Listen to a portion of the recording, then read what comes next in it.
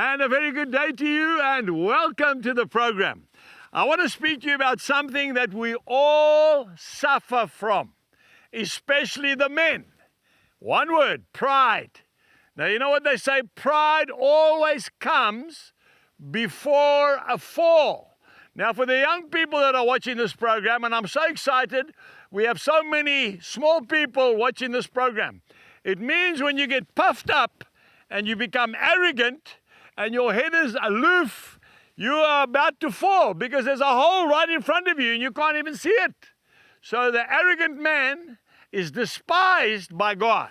If you look at 1 Peter chapter 5 and verse 5, and the exact same scripture in James chapter 4 and verse 6, God resists the proud, but he gives grace to the humble. He will always save the humble person. If we look at that massive ship called the Titanic, I have been to Belfast, I have been to the quayside, I have seen the big jibs that they put up to take the cranes that built that ship.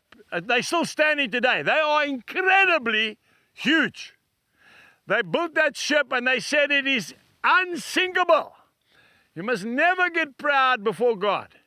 How can you tell God that something is unsinkable? On its maiden voyage from Ireland across the Atlantic Ocean to America, it hit an iceberg. It was opened like a tin can of beans, and it sank to the bottom of the icy Atlantic Ocean in a matter of minutes. I'm talking about steel this thick. Just cut it open. Do not become proud. God will not allow it. I said God will not allow it. But God gives grace to the humble. And that's why Moses was so loved of God. They said Moses was the most humble, the most meek man that ever lived. Okay? Now, what is meekness? What is humility? It's controlled strength. That's what it is. There was nothing weak about Moses. Moses took a nation through a desert for 40 years. They tried to stone him, they wanted to kill him, but he kept going. There was nothing weak about him, but he was a humble man.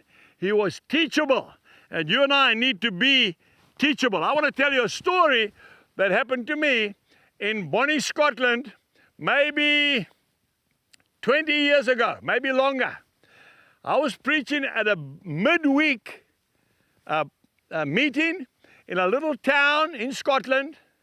It was a Thursday, I'll never forget it. It was a weekday, it was midday, and there was a group of people that came to hear me preach.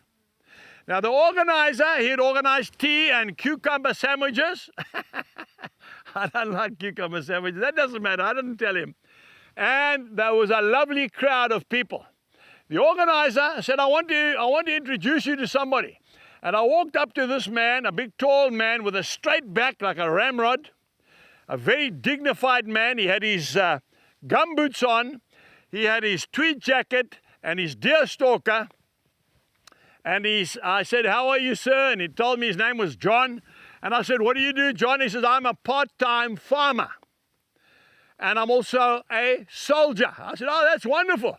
He says, Angus, I've really been looking forward to hearing your message. I'm going to be here almost to the end, but right at the end, I have to leave. I've got another engagement. I said, no problem, John. He said, I'll stand at the back of the hall and I'll just give you a wave. And sure enough, he did exactly that. When the message was over and we had prayed for the people, the organizer came to me. He said, I see you were speaking to John. I said, yes. Do you know who he is? He said, he's a soldier.